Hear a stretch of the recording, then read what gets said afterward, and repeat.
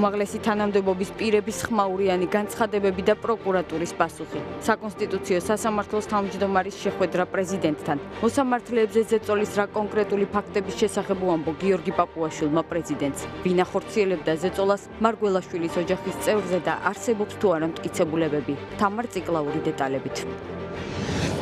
ქართული ოცნების მაჟორიტარი დეპუტატობის კანდიდატების წარდგენა სამეგრელოში ვიზე შეაჩერა არჩევანი მმართველმა გუნდმა. როგორ ხედავენ წარდგენილი კანდიდატების სამეგრელოს პრობლემებს და რა არის მათი მთავარი გზავნილი? დეტალებით თორნიკე ხურციძე სამეგრელოდან. რა კითხვები აქვს სახელმწიფო აუდიტის სამსახურს ლევან ვარშალომიძესთან და რა დამატებითი ინფორმაცია მიაწოდა უწყებას ნაციონალური მოძრაობის წევრმა. ჰქონდა თუ არა ადგილი ამ მომრჩევლის მოსყიდვის მცდელობას და როგორ აწარმოებს მოკვლევას აუდიტის სამსახური. ნახეთ გენო ოსიყმაშვილის რეპორტაჟში.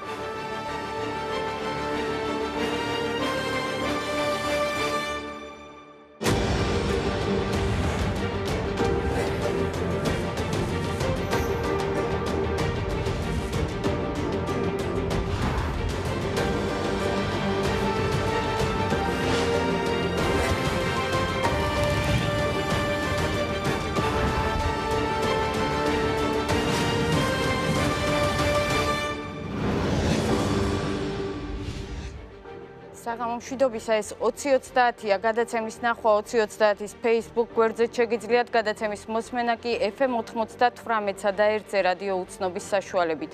2030-ის ჟურნალისტებთან ერთად დღის მთავარ თემებს წარმოგიდგენთ. ქართული ოცნების მაჟორიტარი კანდიდატების წარდგენა სამეგრელოში პრემიერ-მინისტრმა გიორგი კვირიკაშვილმა ვიცე-პრემიერთან ერთად წალენჯიხის, ჩხოროწყუსა და მარტვილის მოსახლეობას მაჟორიტარობის კანდიდატები წარუდგინა და იმ რეფორმების შესახებ ისაუბრა, რასაც ხელისუფლება არჩევნების შემდეგ გეგმავს. ქართული ოცნების კანდიდატების წარდგენის დეტალები ნახეთ თორნიკე ხურციძის რეპორტაჟში. თქვენი მომავალი ხმა საქართველოს უმაღლეს საკანონმდებლო ორგანოში, საქართველოს პარლამენტში. გვინდა წარმოგიდგინოთ კაცი, რომელიც არის აქაური, ჩვენი გოგა გულორდავა, რომელმაც ყველაფერი იცის. წალენჯიხის მოსახლეობას ქართული ოცნების მაჟორიტარობის კანდიდატი პრემიერ-მინისტრმა დღეს წარუდგინა. გიორგი კვირიკაშვილის თქმით, წალენჯიხის ყოფილმა გამგებელმა გოგა გულორდავამ ადგილობრივების პრობლემები ყველაზე კარგად იცის. პრემიერმა მოსახლეობასთან შეხვედრისას ქართული ოცნების განხორციელებულ რეფორმებზე და იმ გეგმებზე ისაუბრა, რომელსაც ხელისუფლება საპარლამენტო არჩევნებში გამარჯვების შემთხვევაში განახორციელებს. 2020 წლის ბოლოსათვის ჩვენ გვეგმავთ, რომ ყველა მთავარი გზა ქვეყანაში, როგორც სატრანზიტო, ასევე რეგიონული უნდა იყოს დამთავრებული. სწორედ ამის შედეგად შეიქმნება გაცილებით უფრო მეტი სამუშაო ადგილი და ყველა ოჯახში მივა კეთილდღეობა. რატომ ვარ დარწმუნებული ამაში, რომ ჩვენ ამას შევძლებთ?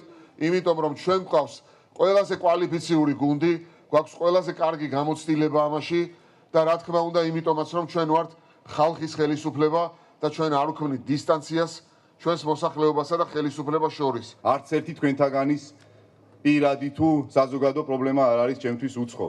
ჩვენ ყველამ ერთად 2014 წელს თქვით ის სიტყვა, რაც უნდა გვეთქვა ჩვენს მუნიციპალიტეტს ის ღირსეული სიტყვა და ვაგზელებს ამ კურსს.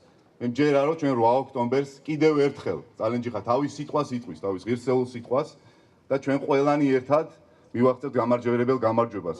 წალენჯიხის შემდეგ გიორგი კვირიკაშვილმა განვლილი 4 წელი ჩხოროწყუს მოსახლეობასთან შეხვედრისას შეაჯამა, სადაც წალენჯიხის მსგავსად მაჟორიტარობის კანდიდატი ქართული ოცნებიდან გოგა გულორდავა იქნება. როდესაც ჩვენ უყურებდით მშენებლობას წინა ხელისუფლებების პირობებში და უყურებდით 100,000-ობით დაპატიმრებულ ადამიანს, მე როგორც ერთ რიგით მოქალაქეს ყოველთვის რჩებოდა ხოლმე, მქონდა ხოლმე ასეთი აზრი, რომ არც ერთი უსამართლოდ დაასჯილი ადამიანის შვილის ცრემლად არ ღირს მთელი საქართველო.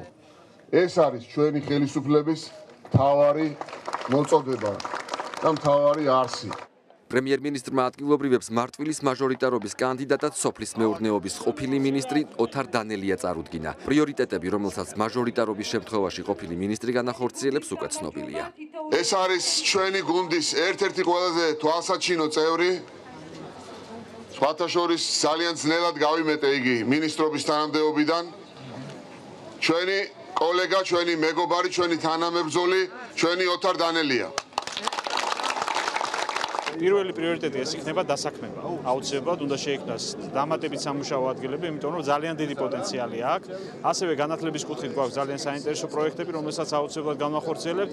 ჩვენ გვექნება კონკრეტული სამოქმედო გეგმა, რომელიც იქნება ამ ხალხის დაკვეთა, ადგილობრივების მოთხოვნის შესაბამისად და ჩვენ ამას აუცილებლად ძალიან დაჩქარებულ ვადებში მოვამზადებთ. ვიცნობთ ბატონ ოთარ დანელიას მიმაჩნია ერთ-ერთ წარმატებულ მინისტრად და მივესალმებით მარტვილში მის მობრძანებას და რა თქმა უნდა გამარჯვებას უწინასწარ მეტყველებთ. ვიცნობთ, დადებითად ვახასიათებთ, რა თქმა უნდა და იმედებით ხვდებით მის კანდიდატურას და რა თქმა უნდა გვაქვს იმედი რომ ჩვენს მოთხოვნებს და ის რაც გვაქვს ის ოცნებაც და ის იმედიც მას გაამართლებს. ქართული ოცნების მაჟორიტარი კანდიდატების წარდგენა სამეგრელოში დღეს დასრულდა. მართველი გუნდი კანდიდატებს ხვალ უკვე გურიაში წარადგენს. სახელმწიფო აუდიტის სამსახური ნაციონალური მოძრაობის წევრის მხრიდან ამომრჩევლების მოსყიდვის შესაძლო ფაქტს სწავლობს. ამასთან დაკავშირებით თორდიას უწყებაში დღეს გამოკითხვაზე პარტიის საარჩევნო სესიის წევრი ლევან ვარშალომიძე იმყოფებოდა. აუდიტის პოლიტიკური პარტიების ფინანსური მონიტორინგის სამსახურის ხელმძღვანელი ეჭვობს, რომ ვარშალომიძის მიერ მოსახლეობასთან დადებული ხელშეკრულებები წინა საარჩევნო დაპირების ნაცვლად შესაძლოა კანონსაწინააღმდეგო ქმედება იყოს. ვარშალომიძე დღეს აუდიტის სამსახურში პარტიის წევრებთან ერთად მივიდა. უფრო კონკრეტულად რა დეტალებს იკვლევს აუდიტის სამსახური და რა შედავება ის ვარშალომიძეს ნახეთ გენო სიხმაშვილისა და კახი ბატიაშვილის სიუჟეტში. თავარი კითხვები იყო ჩვენი პროექტი საიდან დაფინანსება საიდან მოხდებოდა. ლევან ვარშალომიძეს კითხვებზე პასუხისგაცემა დღეს სახელმწიფო აუდიტის სამსახურში მოუხდა. უწყება ნაციონალური მოძრაობის წევრის მხრიდან ამომრჩევლების შესაძლო მოსყიდვის ფაქტთან დაკავშირებით დაინტერესდა. კერძოდ კი საიდან დაფინანსდება აჭარაში მცხოვრების სოციალურად დაუცველი მოსახლეობისთვის სახლების მშენებლობის პროექტი. ჩვენ მოუტანეთ ჩვენი პროგრამის ნაწილი, მოუტანეთ ყველა დამადასტურებელი საბუთი, თუ როგორ ვაპირებდით და როგორ ვაპირებთ ამ პროექტის განხორციელებას. ეს პროექტი განხორციელდება სახელმწიფო ბიუჯეტიდან, რაც ძირითადი კითხვა იყო აუდიტის სამსახურის და ასევე მოვიზიდავთ ჩვენ მრავალ დონორ საერთაშორისო ორგანიზაციას. დაახლოებით 1 საათიანი შეხვედრის შემდეგ სახელმწიფო აუდიტის პოლიტიკური პარტიების ფინანსური მონიტორინგის სამსახურის უფროსმა განაცხადა, რომ მოკვლევა გრძელდება. ზურაბ აზნაურიშვილის თქმით, საჭიროა თავად იმ ადამიანებთან გასაუბრება, ვისთანაც ლევან ვარშალომიძემ ხელშეკრულებები გააფორმა. მოკვლევა გრძელდება, ჩვენ შევისწავლეთ მის მიერ წარმოდგენილ ინფორმაციას, ასევე საჭირო იქნება დამატებითი პირების გამოკითხვა და ამ პროცედურების გავლის შემდგომ გვექნება საშუალება შეფასდეს არსებობს თუ არა კანონმდებლობის დარღვევა. აუდიტის სამსახურში ლევან ვარშალომიძის გამოკითხვა მისი პარტიის წევრებისა და მხარდამჭერების აქციის ფონზე მიმდინარეობდა. შენობის წინ შეკრებილები ვარშალომიძის წინასაარჩევნო კამპანიაში კანონსაწინააღმდეგო ქმედებებს ვერ ხედავენ. ამასთან ნაციონალური მოძრაობის ლიდერებს საპასუხო ბრალდებები ჰქონდათ როგორც ხელისუფლების, ისე იმ არასამთავრობო ორგანიზაციების მიმართ, რომლებმაც სოციალური სახლების პროექტს ამომრჩევლის მოსყიდვის მცდელობა უწოდეს. იმ ფონზე, როცა ხელისუფლება თავად პირდაპირ ეთერში არღვევს კანონს, იყენებს ადმინისტრაციულ რესურსს, აი ამ ფონზე იბარებენ ჩვეულებრივ საარჩევნო დაპირებაზე, იბარებენ ვარშალომიძეს ერთ-ერთი მიზეზის გამო, იმიტომ რომ მათ კარგად ესმით, რომ კონკურენტულ მშვიდობიან დემოკრატიულ გარემოში ხელისუფლება ვერ მოიგებს ამ არჩევნებს და ვერ შეინარჩუნებს ხელისუფლებას. ელენე ხოშტარიას განცხადება საერთაშორისო გამჭვირვალობა საქართველოში უპასუხეს. სწორედ საერთაშორისო გამჭვირვალობა ის არასამთავრობო ორგანიზაცია, რომლის განცხადების საფუძველზეც ლევან ვარშალომიძე დღეს აუდიტის სამსახურში დაიბარეს. ორგანიზაციის უფროსი იურისტის თქმით, შეფასებები ოპოზიციაზეც და მთავრობაზეც ერთნაირად ვრცელდება. თუმცა გიგი ჩიხლაძის განმარტებით, ამ ორ ფაქტ შორის განსხვავება შეფასების კრიტერიუმებშია. პრემიერ-მინისტრმა შეიძლება ისაუბროს და მას ამის ამ მომენტშიც აქვს ლეგიტიმური უფლება, იმიტომ რომ ის არის უმრავლესობის ლიდერი, ის არის თავრობის ხელმძღვანელი და ამ მომენტში ბერკეტიც აქვს, რომ გადაანაწილოს ბიუჯეტი გარკვეული პრიორიტეტების მიხედვით. ამ შემთხვევაში ალბათ უფრო ნაკლები მოლოდინია იმისა, რომ ვინმე მაგიხვას ეს, რომ კვირიკაშვილი საკუთარი ჯიბის ფულით გააკეთებს ამას. ნაციონალური მოძრაობის წევრმა ლევან ვარშალომიძემ აჭარის მოსახლეობის ნაწილთან ხელშეკრულებები წინა საარჩევნო კამპანიის ფარგლებში საკუთარი პარტიის სახელით გააფორმა. ორპუნქტიან შეთანხმებაში ვარშალომიძე აჭარაში მცხოვრებ სოციალურად დაუცველ და სტიქიის შედეგად დაზარალებულ ოჯახებს არჩევნებში გამარჯვების შემთხვევაში პირდება, რომ სახლებს აუშენებს და უფასოდ გადასცემს. სწორედ ამ შეთანხმებაში დაინახეს არასამთავრობო ორგანიზაციების წარმომადგენლებმა ამომრჩევლის მოსყიდვის შესაძლო ფაქტი. აუდიტის სამსახური ფაქტზე მოკვლევას განაგრძობს. პარალელურად კი საკითხი 27 ივლისს იუსტიციის სამინისტროში არსებული ინტერპარტიული ჯგუფის შეხვედრის ფარგლებშიც განიხილება. პაატა ბურჭულაძის პარტიის წევრები სასამართლო პროცესი 27 ივლისს განახლდება. პროცესის გადადების გადაწყვეტილება მოსამართლემ სამართალდამცავების მიერ წარდგენილი მტკიცებულებების სიმცირის გამო მიიღო. პაატა ბურჭულაძის პარტიაში კი ორი წევრის დაკავების ფაქტს პოლიტიკურ ანგარიშწორება დაფასებენ. საგანგებოდ გამართულ პრესკონფერენციაზე ბურჭულაძის თანაგუნდელებმა ხელისუფლებისგან კონკურენტული საარჩევნო გარემო შექმნის უზრუნველყოფა მოითხოვეს. პარტიის წევრების დაკავების ფაქტს შინაგან საქმეთა სამინისტროში განცხადებით უპასუხეს. როგორც გავრცელებულ განცხადებაშია ნათქვამი, დაკავებულებმა სამართალდამცველებს სიტყვიერი შეურაცხყოფა მიაყენეს და არაერთი მოწოდების მიუხედავად პოლიციელების კანონიერ მოთხოვნას არ დაემორჩილნენ.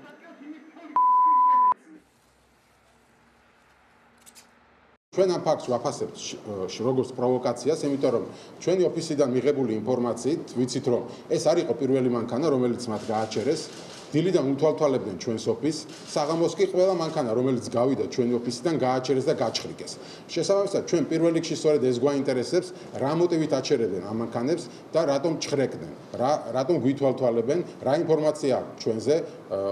ტერორისტული ორგანიზაცია თუ ვართ, მაშინ გვითხრან და გაგვაგებინოთ. მაშინ, როდესაც უმაღლეს დონეზე კეთდება განცხადებები, რომ დღევანდელი საარჩევნო გარემო არსებითად განსხვავდება 2011 წლის და 12 წლის საარჩევნო გარემოსგან, ჩვენ ძალიან გვინდა ეს გჯეროდეს და ძალიან გვინდა, რომ არჩევნებამდე დარჩენილი 2 თვე არ დაემსგავსოს წინამორბედი ხელისუფლების მიერ გაჩაღებულ დარბევებისა და დაშინების პოლიტიკას. სამართალდამცველებისთვის მათი პოლიტიკური კუთვნილების შესახებ ცნობილი არ იყო, თუმცა ხაზგასმით აღნიშნავთ, რომ პოლიტიკური კუთვნილება არც ერთ პირს სამართლებრივი პასუხისმგებლობისგან არ ათავისუფლებს. სამართალდამცველები მოქმედებენ კანონის შესაბამისად. საპატრულო პოლიციის მიერ ავტომანქანების შეჩერება გადამოწმება პრევენციის მიზნით პერიოდულად ხორციელდება და მიზნად ისახავს საგზაო მოძრაობის უსაფრთხოების დაცვასა და შესაძლო დანაშაულის თავიდან აცილებას. პოლიცია აპოლიტიკური უწყებაა, შესაბამისად მოვუწოდებთ ყველა დაინტერესებულ პირს თავი შეიკავოს მასთან მიმართებაში პოლიტიკური განცხადებებისა და ინსინუაციებისგან, რაც ამ უწყების დისკრედიტირებისკენაა მიმართული. შალვა ნათელაშვილი პარტიის რეგიონული ორგანიზაციების თავმჯდომარეებს შეხვდა. ლეიბორისტული პარტიის ლიდერმა გუნდის წევრებს წინასაარჩევნო დავალება მისცა, რომ ყურადღებით დააკვირდნენ რეგიონებში წინასაარჩევნო პროცესის მიმდინარეობას, რათა არ დაუშვან ამომრჩევლის მოსყიდვის ფაქტები. პარტიის ოფისში გამართულ შეხვედრას ლეიბორისტული პარტიის ყველა რეგიონული ორგანიზაციის წარმომადგენელი ესწრებოდა.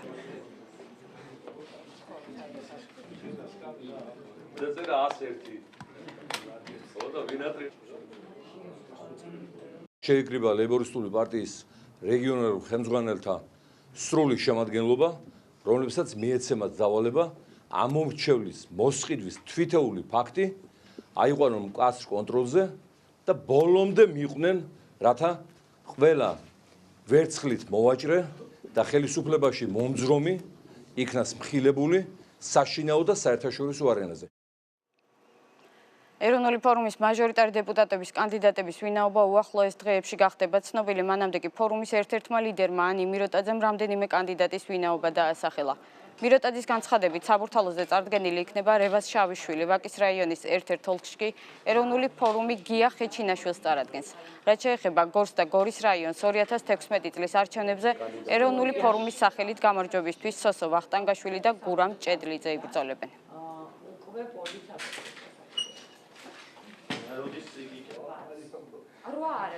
თელავში ეროვნული ფორუმის ინტერესებს დაიცავს გელა გელაშვილი, ახალგაზრდა ადამიანი, ძალიან განათლებული, რადგან დღეს ახლა მოდაშია დახასიათება, რომ მას მაღალი ხარისხის განათლება აქვს მიღებული, მინდა გითხრათ, რომ ის არის პროფესიით იურისტი, განათლება აქვს მიღებული ამერიკის შეერთებულ შტატებში, კანადაში. ჩვენ გვაქვს შესაბამისი შესაძლებლობა იმისთვის, რომ თელავში გელა გელაშვილმა დამაჯერებელი გამარჯვება მოიპოვოს. გარდა ამისა, ფოთში ყავს ახალგაზრდა ადამიანი ოთარ ხარჩელავა, რომელიც ასევე არის ძალიან მოტივირებული, ადგილობრივი. რუსეთიდან დაბრუნებულმა თამაზ მეჭიაურმა არაოფიციალური ვიზიტის დეტალების შესახებ ინფორმაცია მედიას მიაწოდა. მეჭიაურის განცხადებით, რუსეთის დედაქალაქში დუმის დეპუტატის იგორ მოროზოვის მიწვევით იმყოფებოდა. მისივე თქმით, შეხვედრაზე რუსული მხარე თამაზ მეჭიაურის ახლად შექმნილი პარტიის მიზნებით და ამოცანებით დაინტერესდა. როგორც თამაზ მეჭიაური აღნიშნავს, შეხვედრაზე საუბარი საქართველოს ტერიტორიული მთლიანობის აღდგენის საკითხსაც შეეხო. ძირითადად მათი ინტერესის საგანი იყო ჩვენი ახლად შექმნილი პარტიის ამოცანები, სამომავლო მიზნები და კერძოდ როგორ წარმოგედგინა რუსულ-ქართული ურთიერთობა.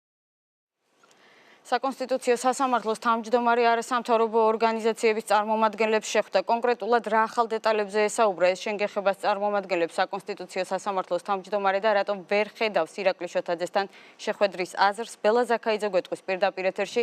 ბელა, ხომ არ გახდა ცნობილი კონკრეტული გვარები მოსამართლეების, ვიზეც პაპუაშვილის თქმით ზეწოლა ხორციელდებოდა? ან შეხვედრაზე ხომ არ უსაუბრიათ რა მტკიცებულებები არსებობს? კონკრეტული გვარები და კონკრეტული გახმაურებული საქმეები ამ შეხვედრაზეც არ დასახელებულა, როგორც საკონსტიტუციო სასამართლოს თავმჯდომარემ 1 საათიანი დახურული შეხვედრის შემდეგ ჟურნალისტებთან განაცხადა, არასამთავრობოებმა გამოთქვეს მზადყოფნა, რომ საკონსტიტუციო სასამართლოს მოსამართლეებს, რომლებზეც ზეწოლა ხორციელდებოდა, მხარს დაუჭერენ, დაიცავენ მათ, დაეხმარებიან როგორც სამართლებრივად, ასევე საზოგადოებრივი ზეწოლის გზით. გიორგი პაპუაშვილმა განაცხადა, რომ ირაკლი შოთაძე მთავარ პროკურორთან შეხვედრის აზრს ჯერჯერობით ვერ ხედავს. მისი თქმით, მთავარია უმაღლეს პოლიტიკურ ფიგურებთან შეხვედრა და მათგან გარანტიის მიღება, რომ ამ საქმის ობიექტური გამოძიება მოხდება.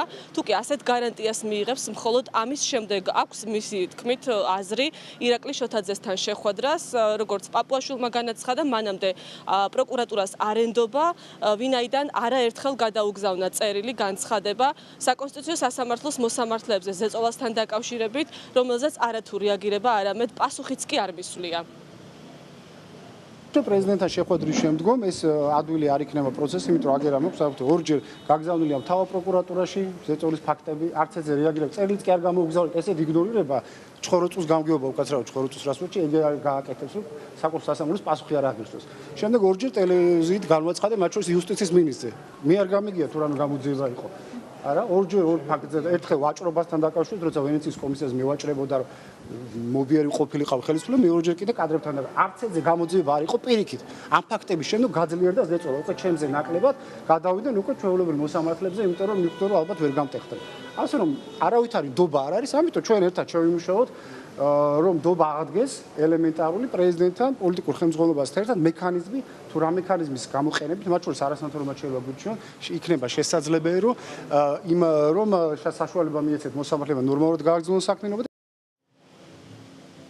როგორც უკვე გითხარით, კონკრეტული გახმაურებული საქმეები და კონკრეტული მოსამართლეების გვარები არ დასახელებულა, თუმცა როგორც ნინო ლომჟარიამ სამართლიანი არჩევნების წარმომადგენელმა განაცხადა, გიორგი პაპუაშვილმა ისაუბრა ზეწოლის და შანტაჟის მეთოდებზე. მისი თქმით, პაპუაშვილმა არასამთავრობოებს უთხრა, რომ პირადი ცხოვრების კადრებით აშანტაჟებდნენ საკონსტიტუციო სასამართლოს მოსამართლეებს, როგორც ლომჟარიამ და ასევე შეხვედრაში მონაწილე სხვა არასამთავრობო ორგანიზაციების წარმომადგენლებმა განაცხადეს. პროკურატურას აქამდე უნდა მოეხდინა რეაგირება, მიუხედავად იმისა, რომ პაპუაშვილი ჯერ არ შეხვედრია მთავარ პროკურორს და ოფიციალურად არ მომხდარა მისი მხრიდან დაკითხვაში მონაწილეობის მიღება, აქამდე საჯარო განცხადების საფუძველზე პროკურატურას უნდა მოეხდინა რეაგირება და დაეწყო ამ საქმეზე. არასამთავრობოები მიიჩნევენ, რომ ეს არის სერიოზული, მნიშვნელოვანი განცხადება და არც ერთი შეკითხვა ამ საქმესთან დაკავშირებით პასუხგაუცემელი არ უნდა დარჩეს.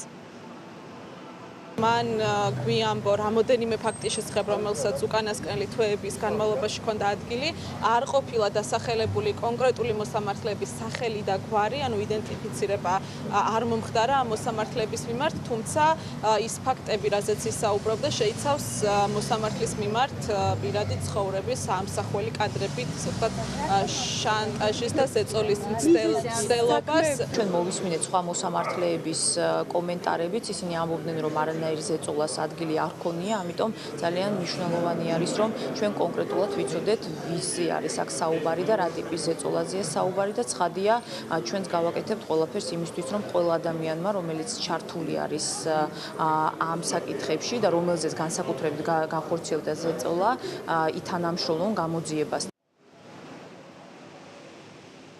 გიორგი პაპუაშვილი გამოთქვა მზადყოფნას, რომ შეხვდეს პრემიერ-მინისტრს, როდესაც ამ საარჩევნო სიტუაციის ფონზე გიორგი კვირიკაშვილი შეხვედრისათვის მოიცლის.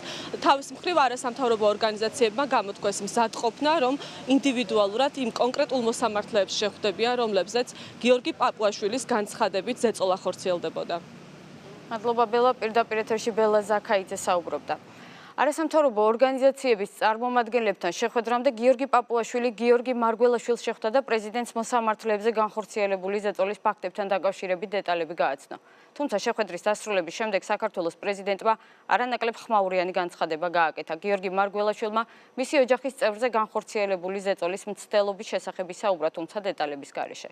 მარგველაშვილი საშიშ ტენდენციაზე საუბრობს და ქვეყნისთვის უმნიშვნელოვანესი ინსტიტუტების დასაცავად მზად არის შეხვდეს პრემიერს და პარლამენტის თავმჯდომარეს. ხელისუფლების წარმომადგენლებმა კი პრეზიდენტის განცხადებას უპასუხისმგებლო უწოდეს და მის უკან პოლიტიკურ კონტექსტზე მიანიშნეს. ხმაურიანი განცხადების დეტალები და შეფასებები ნახეთ თამარ ციკლაურის რეპორტაჟში. დაახლოებით 1 თვის წინ ჩემი ოჯახის წევრზეც იყო მცდელობა გარკვეული სამართალდამცავების ჩართვით ზეწოლის მცდელობა. გიორგი მარგველაშვილი ამბობს, რომ მისი ოჯახის წევრზე ზეწოლის მცდელობას ადგილი დაახლოებით 1 თვის წინ ჰქონდა, თუმცა მან ამ საკითხზე მხოლოდ დღეს ჟურნალისტებთან განცხადების გაკეთების დროს ისაუბრა. პრეზიდენტის თქმით, მისი ოჯახის წევრი დაახლოებით 1 თვის წინ სამართალდამცავებმა ჯერ ქუჩაში გააჩერეს, შემდეგ კი მისი ბინა სასამართლო დადგენილების გარეშე გაჩხრიკეს.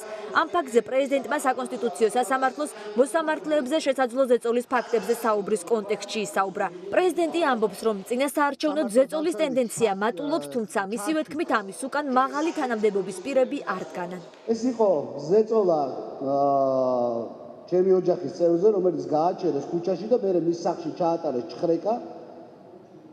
ყოველგვარი სასამართლოს დადგენილების გარეშე რაღაცა იმედით, რომ ამას რაღაცა მოყვებოდ. ჩემთვის ესეთი ტიპის ზეწოლა სასაცილოა და არანაირად ხა ბუნებრივია სააკაშვილის პერიოდი მაგ გამოვლილი და ეს მე არანაირად ვერ შემეხებოდა. ლაპარაკი არის სამართალდამცავი სისტემისა და პოლიტიკოსების ერთობლივ მოქმედებებზე. გიორგი მარგველაშვილს დღეს არ დაუკონკრეტებია ოჯახის რომელ წევრზე განხორციელებულ ზეწოლაზე საუბრობდა, თუმცა მის მიერ გაკეთებულ განცხადებას შინაგან საქმეთა სამინისტრომ უპასუხა. სამართალდამცავი უწყების მიერ გავრცელებულ განცხადებაში ნათქვამია, რომ შესაძლოა პრეზიდენტი კრიმინალურ პოლიციაში მიმდინარე გამოძიების პროცესში 3 ახალგაზრდის ჩხრეკას გულისხმობდეს, რომელთაგან ერთ-ერთი პრეზიდენტის მეუღლის შვილთან არარეგისტრირებულ ქორწინებაში იმყოფება. ოპერატიული ინფორმაციის საფუძველზე სამართალდამცველების მიერ თბილისში 2016 წლის 28 ივნისს განხორციელდა 3 პირის ჩხრეკა. წარსულში რამდენჯერმე ნასამართლევი თორნიკე კ-ს, წარსულში ნასამართლევი მიხეილ თ-ს და წარსულში რამდენჯერმე ნასამართლევი მინდია გ-ს. აქედან ერთ-ერთი პირი იყო პრეზიდენტის მეუღლის შვილთან არარეგისტრირებულ ქორწინებაში მყოფი მამაკაცი. რა დროსაც რაიმე კანონსაწინააღმდეგო ნივთი არ აღმოჩნდა. ჩატარებული ოპერატიულ საგამოძიებო ღონისძიება განხორციელდა საქართველოს კანონმდებლობის შესაბამისად მონაწილე პირთა უფლებების სრული დაცვით და მიზნად ისახავდა შესაძლო დანაშაულის გამოვლენასა და პრევენციას. გიორგი მარგველაშვილმა ოჯახის წევრზე შესაძლო ზეწოლის ფაქტზე საკონსტიტუციო სასამართლოს თავმჯდომარესთან შეხვედრის შემდეგ ისაუბრა. შეხვედრის მთავარი თემა კი გიორგი პაპუაშვილის მიერ რამდენიმე დღის წინ მოსამართლეებზე განხორციელებული ზეწოლის შესახებ გაკეთებული განცხადება იყო. გიორგი მარგველაშვილმა თქვა, რომ ის მზად არის ზეწოლის ტენდენციის თავიდან ასაცილებლად შეხვდეს პრემიერ-მინისტრსა და პარლამენტის თავმჯდომარეს. დღეს არც პრეზიდენტსა და არც გიორგი პაპუაშვილს ისევე როგორც რამდენიმე დღის წინ ზეწოლის კონკრეტული ფაქტები არ დაუსახელებიათ, თუმცა საკონსტიტუციო სასამართლოს თავმჯდომარე ამბობს, რომ ის ამ ინფორმაციის შესახებ არა აჭარის პროკურატურაში, არამედ მხოლოდ მთავარ პროკურორთან ისაუბრებს.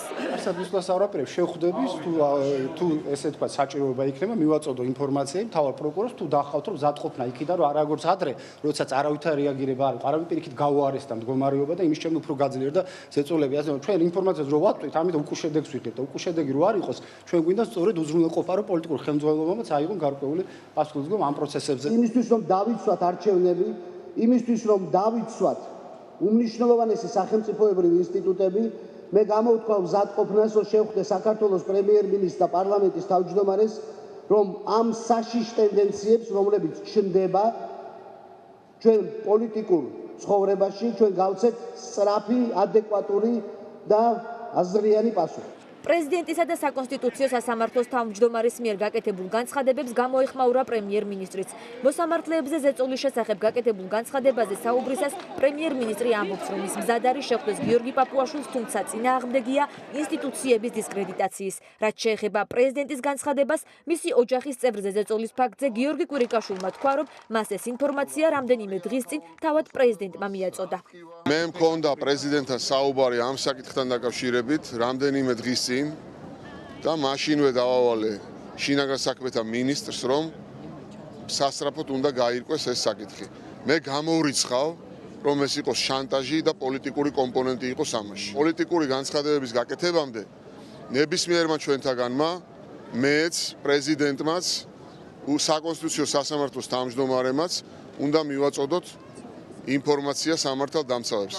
პრეზიდენტის მიერ დღეს გაკეთებულ განცხადებას უარყოფითად აფასებენ მმართველ კოალიციაში. კახაკალაძეს ეჭვებს უჩენს ის ფაქტი, რომ გიორგი მარგველაშვილმა ოჯახის წევრზე განხორციელებულ ზეწოლაზე საუბარი საკონსტიტუციო სასამართლოს თავმჯდომარის მიერ გაკეთებული განცხადებების შემდეგ გადაწყვიტა. მანანა კობახიძე კი პრეზიდენტის განცხადების მიღმა პოლიტიკურ მიზნებზე საუბრობს. პრეზიდენტის განცხადება არ მომისმენია, თუმცა საეჭვოდ დაემთხვა ბატონ პაპუაშვილის განცხადებასაც, ზოგადად გაუგებარია ეს განცხადებები. ეჭვი მეპარება ამ განცხადებებს, როდესაც ვისმენ, მგონია ეს პოლიტიკური სპეკულაციები. მე არ ვიცი, რა ზეწოლაზე საუბრობს, ან რატო საუბრობს ეხლა, თუ საუბარია რაღაც ერთი თვის წინ მომხდარ ფაქტზე. ძალიან საეჭვოა ეს ყველაფერი, რას ემსახურება. გაუგებარია, გარდა ერთისა, რომ რაღაც პოლიტიკური მიზნები აქვს ეთყობა პრეზიდენტს და სურს, რომ ასეთი განცხადებებით რაღაცა ქარიშხალი შექმნას არ არსებულ რაღაც ფაქტებთან დაკავშირებით. პრეზიდენტისა და საკონსტიტუციო სასამართლოს თავმჯდომარის მიერ გაკეთებულ ხმაურიან განცხადებებს მთავარ პროკურატურაში უპასუხეს. განცხადებაში ნათქვამია, რომ საჯაროდ გაკეთებული განცხადებების შესახებ დეტალური ინფორმაციის მისაღებად ირაკლი შოთაძე მზად არის შეხვდეს როგორც გიორგი პაპუაშვილს, ისე საქართველოს პრეზიდენტს გიორგი მარგველაშვილს. 20:30-ში რეკლამის დროა, რეკლამის შემდეგ თქვენ ნახავთ. გახშირებული საგზაო შემთხვევები მძიმე შედეგებით, საზოგადოების პროტესტი და სოციალურ ქსელში დაწყებული კამპანია იარენელა. არის თუ არა ავტოსაგზაო შემთხვევების სტატისტიკა საგანგაშო და რა ნაბიჯები უნდა გადაიდგას მდგომარეობის გამოსასწორებლად. გახშირებული თავდასხმები გერმანიაში, ათეულობით გარდაცვლილი, დაშავებული, სპეცოპერაციის შედეგად დაკავებული ოჯმიტანილები. რა კვალიფიკაცია მიეცა მშვიდობიან მოქალაქეებზე განხორციელებულ შეიარაღებულ თავდასხმებს.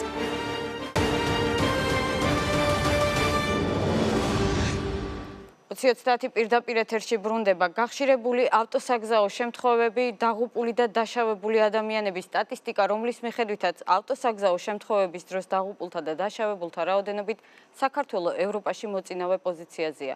როგორია პრობლემის მოგვარების გზები, რას გეგმავს შინაგან საქმეთა სამინისტრო და როგორია საზოგადოების პოზიცია. ნიკა მუკბანიანი დეტალებით. 1000-ზე მეტი დაშავებული და 600 გარდაცვლილი. ეს 2015 წლის ავტოსაგზაო შემთხვევათა სტატისტიკაა. სიკვდილიანობა კი წინა წლებთან შედარებით 28%-ით გაიზარდა. განსაკუთრებით მძიმე ბოლო შემთხვევა აღმოჩნდა. სამტრედიის შემოვლით გზაზე მომხდარ ავარიას 3 ადამიანის სიცოცხლე ემსხვერპლა. 4 დაშავებულიდან კი 3-ის მდგომარეობა ამ დრომდე სტაბილურად მძიმეა. ავტოსაგზაო შემთხვევას, რომელსაც ახალგაზრდების სიცოცხლე ემსხვერპლა, საზოგადოებაში განსაკუთრებული გამოხმაურება მოჰყვა. ნაწილმა სოციალურ ქსელში კამპანია სახელწოდებით იარენელა წამოიწყო. Facebook მომხმარებლები ერთმანეთს დაბალი სიჩქარით მოძრაობისა და სიფრთხილისკენ მოუწოდებენ. მე მესმის მეჩქარება ხოლმე ყველგან ვაგვიანებ, მაგრამ ხშირად, მაგრამ ყველაზე დიდი სხვაობა, რაც მოგცეს ამ მანძილებს ჩქარასიარულმა, ეს არის 20-30 წუთი. მერე უფრო მეც კარგავ იგივე ვთქვათ, დროშიც და ღმერთმა არქნას, რომ ყველაფერი დაიკარგოს და ამიტომ ყველას განსაკუთრებით ახალგაზრდებს, ძალიან ვთხოვ, რომ ნელა იარო. აუცილებლად უნდა გავითვალისწინოთ ის, რომ ღვედი გვეკეთოს და ნასვა მდგომარეობაში არ დავჯდეთ საჭესთან. ეს არის ძალიან მნიშვნელოვანი, იმიტომ რომ ადამიანი, რომელიც ან ნასვა მდგომარეობაში ჯდება საჭესთან, და ან სიჩქარეს აჭარბებს ის ადამიანი არა მარტო მის სიცოცხლეს და მის მანქანაში მყოფებს, არამედ სხვებსაც უქმნის პრობლემას და პოტენციურად უნდა განვიხილოთ როგორც მკვლელი. აქედან გამომდინარე ყველას მინდა მოუწოდო, რომ ნასვამი არ დავჯდეთ მანქანებზე და სავარაუდოდ ისა და ყველაზე მნიშვნელოვანი რაც არის გავიკეთოთ ღვედი და ბავშვებსაც ბავშვობიდან მივაჩვიოთ ღვედის გაკეთება. საკრებულოს დეპუტატი ავტომოყვარული შალვა ოგბაიძე ფიქრობს, რომ მხოლოდ საგზაო ინფრასტრუქტურის გაუმჯობესება შედეგს არ მოიტანს. მისი თქმით, საჭიროა პროფესიონალთა გუნდი, რომელიც პრობლემას დეტალურად შეისწავლის. საგზაო მოძრაობის უსაფრთხოება მხოლოდ დაგებული ასფალტი არ არის. მხოლოდ თქვა ქსელში ჩართული შუქნის შენ, კიდევ სხვა რაღაცაა საჭირო. საჭირო არის უნარების მქონე, შესაბამისი უნარების და ცოდნის მქონე ადამიანებით დაკომპლექტებული უწყებად შორისი, აი ეს რაღაც მაკოორდინირებელი რგოლი შექმნა, რომელიც თავიდან ბოლომდე აიღებს პასუხისმგებლობას საქართველოში არსებულ საგზაო მოძრაობის საფრთხობის სფეროზე. ბოლო 3 წლის განმავლობაში მომხდარი ავტოსაგზაო შემთხვევათა სტატისტიკა ჟურნალისტებს გზების ასოციაციის პრეზიდენტმა გააცნო. დავით მესხიშვილმა ეკონომიკის სამინისტროს სახმელეთო ტრანსპორტის სააგენტო უმოქმედობაში დაადანაშაულა და პრობლემის მოგვარების გზებზე ისაუბრა. შეიქმნას მოდერნიზებული სტრუქტურა, რომელიც შეიმუშავებს საგზაო უსაფრთხოების სტრატეგიას. მნიშვნელოვანია, რომ საპატრულო პოლიცია გადამზადეს საერთაშორისო ექსპერტების მიერ საგზაო მოძრაობის დარეგულირების სფეროში და უსაფრთხოების საკითხებში. გამკაცრდეს სანქციების სიჩქარის გადაჭარბებაზე. მესხიშვილის ბრალდებებს დღეს ეკონომიკის სამინისტროში არ უპასუხეს. შინაგან საქმეთა სამინისტროში კი განაცხადეს, რომ საგზაო მოძრაობის უსაფრთხოების სტრატეგია სწორედ ეკონომიკის სამინისტრომ შეიმუშავა. შალვა ხუციშვილის თქმით, შეიქმნება კომისიაც, რომელიც სატრანსპორტო უსაფრთხოების მიმართულებით იმუშავებს. ეხლა ამ წუთებშიც მიმდინარეობს ყველაზე ბოლო სტანდარტის ვიდეო ანალიტიკის ტესტირება. სპეციალურად რამდენიმე კომპანია მონაწილეობს, უახლესი პროგრამული უზრუნველყოფა აქვს ჩამოტანილი და ჩვენ უკვე შემოდგომაზე გვექნება ერთ-ერთი ყველაზე თანამედროვე ვიდეო ანალიტიკა იმისთვის, რომ დარღვევები უფრო ეფექტურად დაფიქსირდეს და ადმინისტრირება გამკაცრდეს. ჯერჯერობით უცნობია, როგორი იქნება 2016 წლის სტატისტიკა. წინა წლის მონაცემებით კი საქართველო ავტოსაგზაო შემთხვევების დროს დაღუპულთა რაოდენობით პირველ ადგილზეა. ქობულეთში სოფელ ზემო აჭყვაში მცხოვრებლები დახმარებას ითხოვენ. 9 ივლისს ჩამოწორილი მეწყრის შემდეგ აქ მცხოვრები ოჯახებით დღემდე გარე სამყაროს არიან მოწყვეტილი. ჩამოწოლილი მიწით ჩახერგილი გზა დღემდე გაწმენდილი არ არის. არსებობს თუ არა მეწყერის განმეორების საფრთხე და რატომ ითხოვს სოფელ ზემო აჭყვის მოსახლეობა გეოლოგიურ დასკვნას. რეპორტაჟი აჭარიდან. 17 დღეა დავით კონცელიძეს საკუთარ სახლში შესასვლელად ამ ბარიკადების გადალახვა უწევს. 9 ივლისს ჩამოწოლილმა მეწყერმა სოფელში მისასვლელი სამანქანე გზა და მისი ეზოს ნაწილი მთლიანად წაიღო. კონცელიძეები შიშობენ, რომ მეწყერი შეიძლება განმეორდეს, რაც მათ სიცოცხლეს საფრთხეს შეუქმნის. ძალიან საშიშრობაში ვარ. აგერ უყურე გაკეთებული არის გაბიონები, მანქანა გამოდის წყალი რომ გაწვიმდება, ისეთი მდგომარეობა შეუძლებელია რა ფაქტიურად და მთელი იგი ჩამოსხმული და ამიტომ ვითხოვთ მთავრობიდან დახმარებას. კონცელიძეების მსგავსად სტიქიის შედეგად სოფელ ზემო აჭყვაში მცხოვრები კიდევ 4 ოჯახი დაზარალდა. მოსახლეობას პროდუქტის საყიდლად ფეხით რამდენიმე კილომეტრის გავლა მათივე გაყვალული საფეხმავლო გზით უწევს. მისასვლელი გზა არ არის. ჩაკეტილი არის. ნუ ახლა იმაზე იყო ხე და თელი ამბავი იყო ვერ გაიარდი. ეკალბარდი იყო ემჩნევა ზემოდან წამოღებული და გავწმინდეთ რომ მოსახლეობა ფეხით გარებული იყო. მომესმა ხმა, საშინელი ხმა, როგორ იცი სახლი მე ინგრებოდა. ისეთ დღეში გამოვედით, იქეთ გასასვლელი არ იყო ბლენში, ვერც დევინახე ამის სიმაღლე წყალი იდგა იქა ეზოში და ვერსად ვერ წევედი. სოფელ ზემო აჭყვაში დამეწყრილი ტერიტორიის გეოლოგიურ შესწავლას ითხოვს ორგანიზაციის ჩვენი უფლებებისთვის წარმომადგენელი თამაზ ბაკურიძე. ის ამბობს, რომ გაჩენილი ნაპრალების შესწავლა სასწრაფოდ უნდა მოხდეს. გეოლოგიურად ეს ტერიტორია თუნმე ყოფილა ეროზირებულ იმაში რა ქვია გარემოში ხო და ამიტომ აქ სასწრაფოდ არის საჭირო ჯერ გეოლოგიური დასკვნა რამდენად უსაფრთხოა ამ ხალხის აქ დარჩენა და თუ არის მაშინ უნდა გაიწმინდოს რომ 5 ოჯახი არის გარე სამყაროს მოწყვეტილი. ზემო აჭყვაში სტიქიის შედეგად დაზარალებული მოსახლეობის მოთხოვნას აჭარის მთავრობაში უპასუხეს. მთავრობის ადმინისტრაციულ ერთეულებთან ურთიერთობის დეპარტამენტის ხელმძღვანელი ამბობს, რომ ეროზიული მოვლენების შემდეგ პროცესების დასტაბილურებაა საჭირო, რის გამოც გზის გაწმენდითი სამუშაოები ამ დრომდე არ დაწყებულა. საჭიროა პროცესების დასტაბილურება. ახლა რათა თავიდან იქნას აცინებული გაუთვალისწინებელი შემთხვევები. ამის თაფისთვის შემიძლია გითხრათ, რომ მეწყერული პროცესები დასტაბილურებულია, საგზაო დეპარტამენტის ტექნიკა მობილიზებულია და უახლოეს დღეებში მოხდება აღნიშნული გზის გაწმენდვა.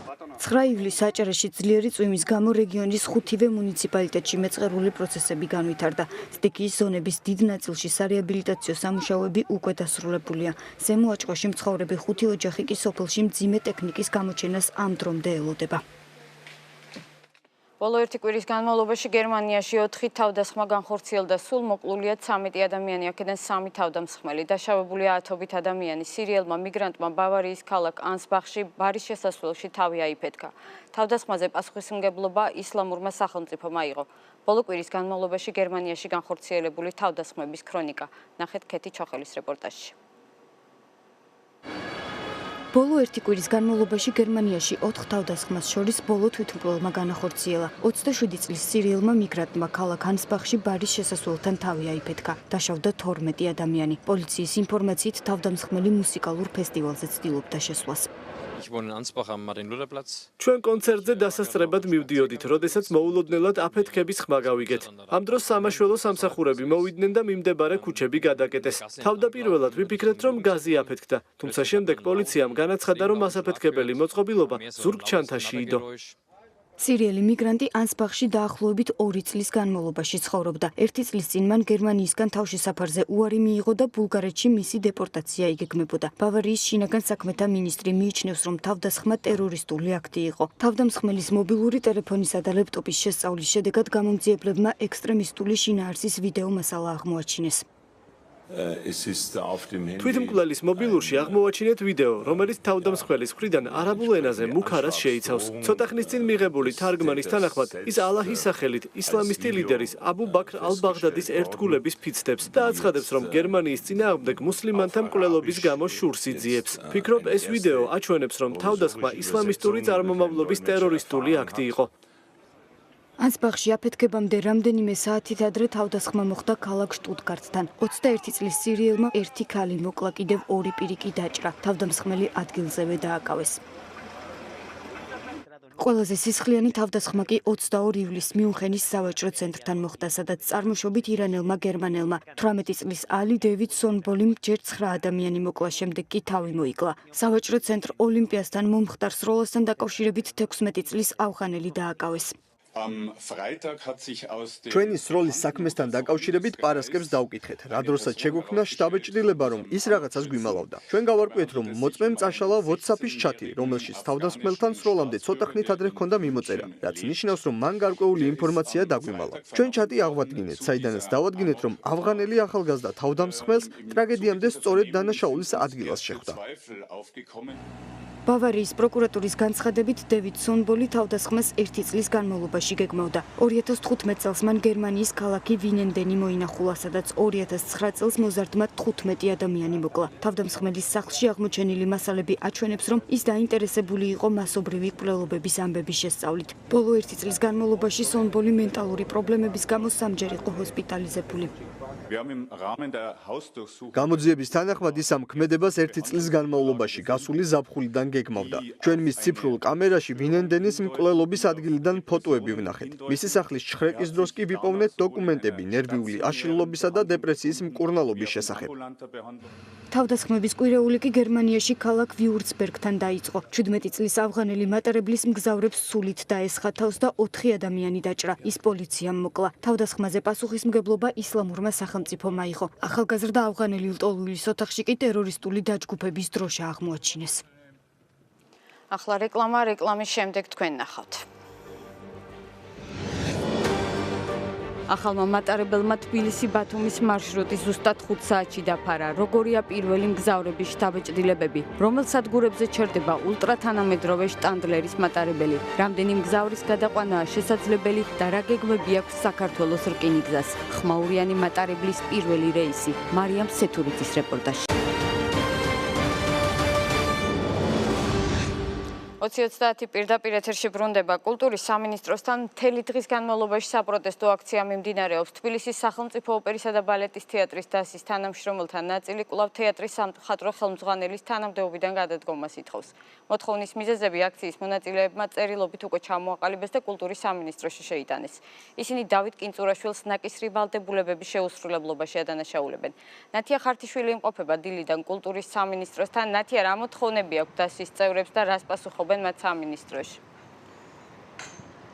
დიახნეთია კულტურის სამინისტროსთან ამ დრომდე რჩებიან თბილისის ოპერისა და ბალეტის თეატრის დასის თანამშრომელთა ნაწილი. მათი მოთხოვნა კვლავ უცვლელია გადადგეს თანამდებობიდან.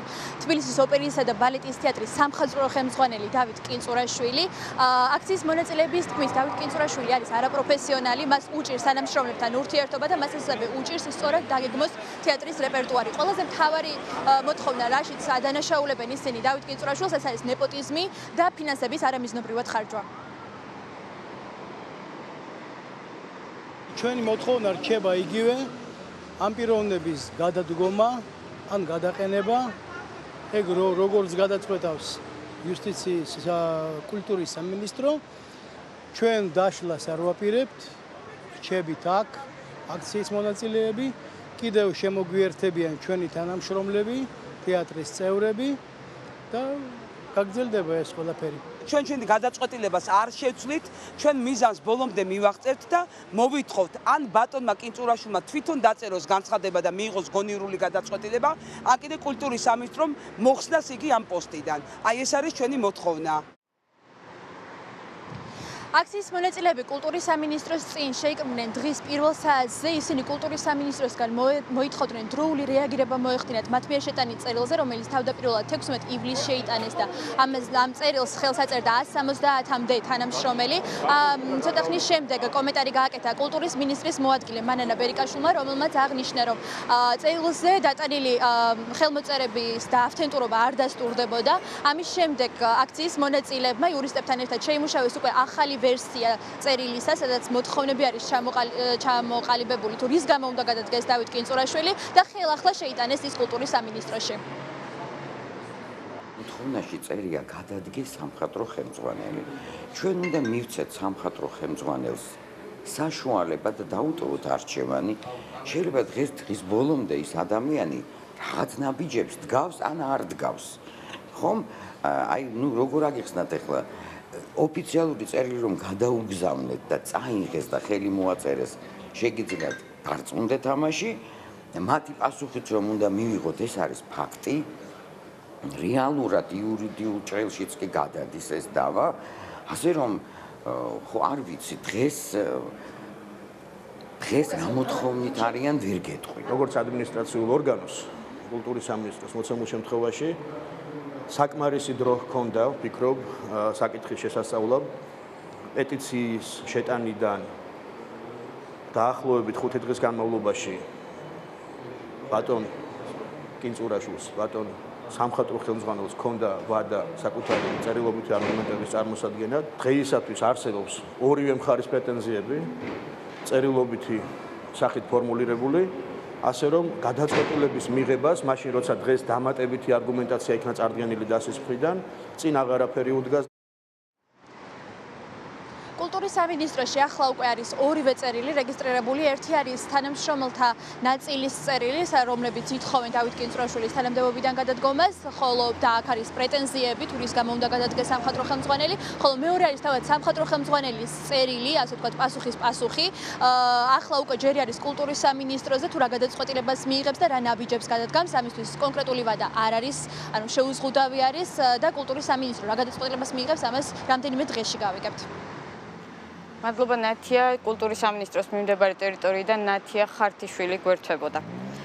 ორსართულიანი მატარებლის პირველი რეისი თბილისი-ბათუმი კი უკვე შესრულდა და დანიშნულების ადგილას ზუსტად 5 საათში ჩავიდა. შვეიცარიული კომპანია შტადლერის მიერ დამზადებული მატარებელი მხოლოდ 3 სადგურზე ურეკში, ქობულეთსა და ბათუმში ჩერდება და მას ერთდროულად 400-ზე მეტი მგზავრის გადაყვანა შეუძლია.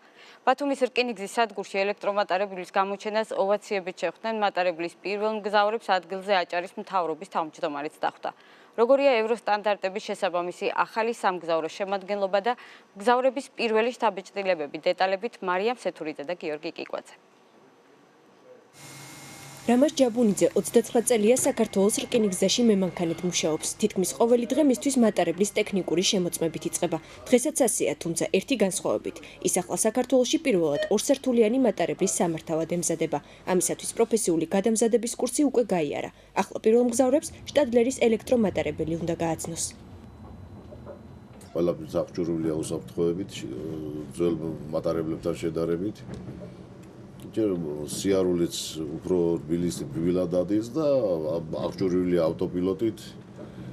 იმდენად დამღლელი არ არის როგორც სხვა მატარებელი. ძალიან კარგი მატარებელია, თვითონ დარწმუნდებიან პირველი რეისებიცაც. მე მგონი ერთმანეთს გადასცემენ, რომ კარგია მატარებელი და თავარია გვირაბში ეტევა.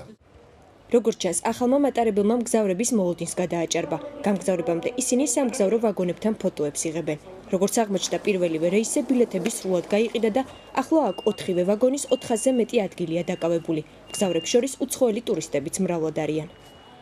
Hallo, ich bin Jessie. საქართველოში გერმანიიდან ჩამოვედი და აჭარაში დასასვენებლად მეგობრებთან ერთად მივდივარ. მატარებელი ნამდვილად კარგია. ასეთი ჩვენთანაც არის და ძალიან კომფორტულია. გილოცავთ ქართველებს ამ შენაძენს. ძალიან კომფორტულია, რა ვიცი, ბავშვი მშვენივრად გრძნობს თავს. საპირფარეშოში როგორც ვიცი არის სპეციალური ადგილი, სადაც ბავშვისთვის გამოცვლა და ასე შემდეგ შეიძლება. სისუფთავია და ყველაფერი ძალიან კარგი და ლამაზია. სივრცე სრულად ადაპტირებულია შეზღუდული შესაძლებლობის მქონე პირებისათვის. მატარებელში, სადაც პირველ, მეორე და ბიზნეს კლასთან ერთად VIP სივრცეც არის, ვიდეო კონტროლი მიმდინარეობს. ვაგონებში უფასო ინტერნეტიც ხელმისაწვდომია. გზავრთა უმრავლესობა არის აღფრთოვანებული, ძალიან მოსწონთ, ძალიან გამართულად მუშაობს კონდიცირების სისტემა. მატარებელში არის ბევრად მეტი სივრცე, რათა მგზავრებმა უფრო კომფორტულად შეძლონ გადაადგილება. ეს პირველად ასრულებს რეისს თბილისი-ბათუმის დანიშნულებით. ეს მატარებელი სრულიად განსხვავებული მატარებელია დანარჩენი მატარებლებისაგან, რომლებიც ყავდა. 4 შემადგენლობა შეიძინა საქართველოს რკინიგზამ, ესენი არიან შვეიცარიული მატარებლები, რომლებიც სრულიად აკმაყოფილებს ყოველგვარ მოთხოვნებს, როგორც მატარებელთა მოძრაობის უსაფრთხოების კუთხით, ასევე გზავრთა კულტურული მომსახურების კუთხით. შვეიცარიული წარმოების მატარებელმა თბილისი-ბათუმის სარკინიგზო გზაზე 8 გვირაბში ყოველგვარი დაბრკოლების გარეშე გაიარა და ბათუმი ცენტრალის სადგურში შეკრებულ გულშემატკივარს საყვირით მიესალმა. პირველი წარმატებული რეისის მისალოცად სადგურში აჭარის მთავრობის თავმჯდომარეც მივიდა. ეს ხელს შეუწყობს რეგიონში და ქვეყანაში ტურიზმის განვითარებას, სერვისების გაუმჯობესებას, ძალიან მნიშვნელოვანია ჩვენი რეგიონისთვის. ეს ძალიან კიდევ ერთი წინ გადადგმული ნაბიჯია და მინდა მიულოცოს ყველა ჩვენ მოქალაქეებს, ჩვენი ქვეყნის მოქალაქეებს და ასევე ტურისტებს. საქართველოს რკინიგზამ შვეიცარიული ფირმისაგან მატარებლების შესყიდვა ქვეყანაში ტურისტების რაოდენობის გაზრდის შემდეგ გადაწყვიტა და შტადლერისაგან 4 ელექტრომატარებელი ჯამში დაახლოებით 40 მილიონ ევროდ იყიდა. ჯერჯერობით მგზავრებს მხოლოდ 2 მათგანი მოემსახურება. ისეთივე მაგარი მატარებელი, როგორიც ევროპის ქვეყნებში, შვეიცარიაში, ავსტრიაში, გერმანიაში გადაადგილდება და ემსახურება მგზავრებს, აი ზუსტად ის მატარებელი ეხლა ჩვენი ქვეყნის მოსახლეობას და ტურისტებს მოემსახურება და გადაიყვანს თბილისიდან ბათუმის მიმართულებაზე. ეს არ არის არავის მატარებელი, ეს არის მთელი ქვეყნის, ეს არის თითოეული ჩვენგანის.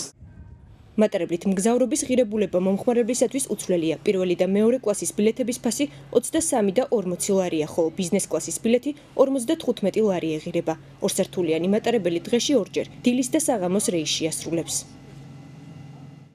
კიდევ ერთი ინფორმაცია, ჩვენ კოლეგას 29 წლის მარიამ ჭელიძეს ფარისებრი და ლიმფური ჯირკვლის ავთვისებიანი სიმსივნე დაუდგინდა. სასწრაფოდ ესაჭიროება ოპერაციის გაკეთება თურქეთში, რომელიც $900 ჯდება. მისთვის თითოეული ჩვენგანის დახმარება მნიშვნელოვანია, სიკეთე გადამდებია. მე არის ფოიერვერკი. მის ცხოვრება არის გამორჩეული ყველაფრით. სულით ცინის, ანუ მარი არის ადამიანი, რომელიც ავიც აი ცუდ განწყობაზე რომ ვერ ნახავ. არის ხალისიანი, სიცოცხლესავსე, იუმორით ახსავსე, რაღაცა ისეთი განსაკუთრებული გოგოა.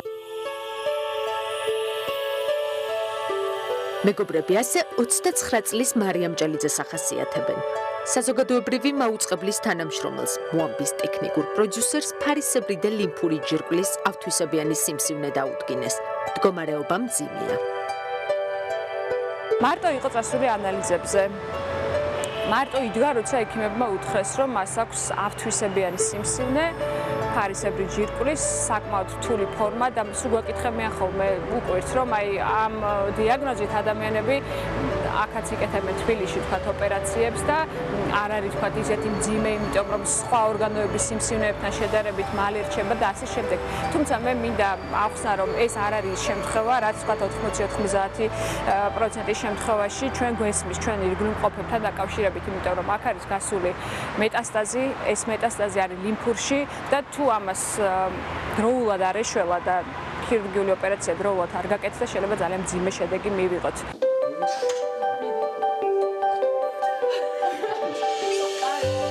თურქეთში აჩიბადემის კლინიკაში სასწრაფო ოპერაცია 27 ივლისს ჩაინიშნა, რომელიც $9,000 ჯდება. დრო არ ითმეს, ოპერაციისთვის საჭირო თანხა კი ჯერ ვერ შეგროვდა. ძალიან მიჭირს რომ წარმოვიდგინო რომ აი ამ პრობლემის გამო შეიძლება მარი ისეთი აღარ იყოს როგორიც არის, ანუ ისეთი მხიარული, ლაღი და ძალიან მინდა რომ ერთად ვიყოთ, ხელი შევუწყოთ ყველაფერში, ყველა გავერთიანდეთ რომ მას ეს პრობლემა, ეს მძიმე დაავადება რომ აღარ ქონდეს. მის ირგვლივ მეგობრები გაერთიანდნენ. ყველა ერთად და ცალ-ცალკე მარიამის დახმარებას ცდილობს. 2013 წლის აპრილში, როცა ტელეოპერატორ დიმიტრი ცინცაძის სიცოცხლეს საფრთხე დაემუქრა, მაშინ მთელი საზოგადოება ერთად დადგა. ოპერაციისთვის საჭირო თანხაც მალევე მოგროვდა. ახლა დიმიტრი ცინცაძის სახელობის საქველმოქმედო ფონდი სხვებზე ზრუნავს. დღემდე დახმარება 162 ადამიანს გაუწია. მარიამი 173-ია. თუმცა ჯერ ანგარიშზე ჩარიცხული მხოლოდ $350. მე იმედი მაქვს, რომ როგორც ჩემ შემთხვევაში და ხალხი გაერთიანდა, ისე გაერთიანა მარიამის ირგვლივ და ერთად გადავარჩინთ მას და მე ეჭვიც არ მეპარება, რომ მარიამი ძალიან კარგად იქნება და ჩვენ კიდევ ერთხელ ამას შევძლებთ.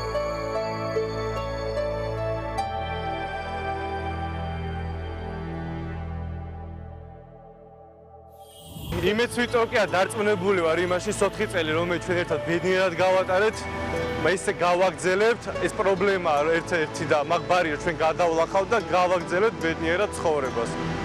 მაგრამ მე შემიყვარხა და ჩვენ ყველაფერს ერთად შევძლებთ.